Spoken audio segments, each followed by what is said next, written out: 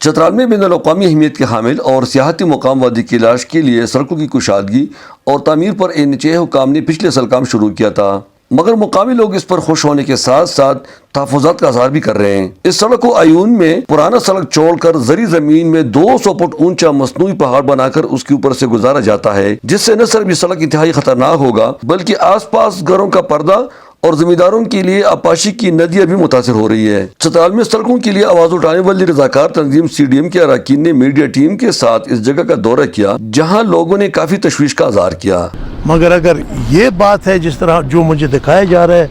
سامنے، تو یہ تو کبھی بھی نہیں ہو سکتے، یہ بنا بھی نہیں سکیں گے، اور میرے خیال ہے دونوں طرف سے اس کی قیمت بھی کہاں سے کہاں پہنچ جائے گا۔ اس چڑھائی کو گزارنے کے لیے اس کو ایک نیا پہاڑ کھڑا کر رہے ہیں، ایون کا نقشہ بیڑا غرق کر رہے ہیں، ماحول تباہ کر رہے ہیں ہمارا۔ ادھر یہ پہاڑ جیسا یہ بنایا ہوا ہے، ٹیلا بنایا ہوا ہے، ادھر آگے کر رہے ہیں، یہ نیچے ہمارے جدھر بھی دیکھیں یہ سارے ہمارے آبادیاں ہیں، ادھر لاکھوں بلکہ کروڑوں روپے خرچ کر کے ہم نے ادھر مکان بنائے۔ وادی کیلاش رمبور سڑک کی کشادگی کے وقت پہاڑ میں کئی فٹ لمبا سرنگ کر کے اس میں بھاری مقدار میں بارود سے دھماکہ کروا کے سارا پہاڑ نیچے نہر میں گراتا ہے۔ اب رمبور نہر میں ہزاروں ٹن وزنی پتھر جمع ہونے کی وجہ سے پانی بلاک ہوا ہے اور ایک مصنوعی جھیل بنا ہوا ہے۔ علاقے کے متحب چیئرمینان اور CDM کے رضاکاروں کا کہنا ہے کہ پانی زیادہ ہونے کی صورت میں یہ مصنوعی تالاب پورے عیون وادی کے لیے تباہی کا باعث بن سکتا ہے۔ اگر یہ ملبہ نہ ہٹایا NHA والوں نے تو پھر یہ اتنا بڑا ڈیم ہوگا کہ اس کے پیچھے یہ پتہ نہیں کہاں تک چلے گا۔ اس کے اوپر جو آٹھوگا کی آلوگا نہرا بھی آ رہا ہے، بہت بڑا، آپ دیکھ رہے ہیں اس کا گلیشیئر پوائنٹ موجود ہے۔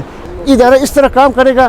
جو لوگوں کو قتل کر رہے ہیں، یہ سیلاب آ کے ہمارے عیون کے سارے دیہات ڈوب جائیں گے۔ یہ ڈیم اس لیے بنا ہے کہ ادھر یہ بلاسٹنگ ہوتا ہے، اس وجہ سے یہ سارا ملبہ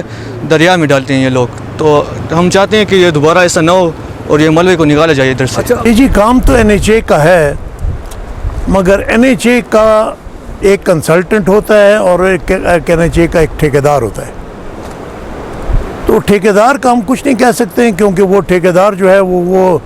NHA اس کو شاید دیکھ کے ان کو ٹھیکہ دیا ہوگا،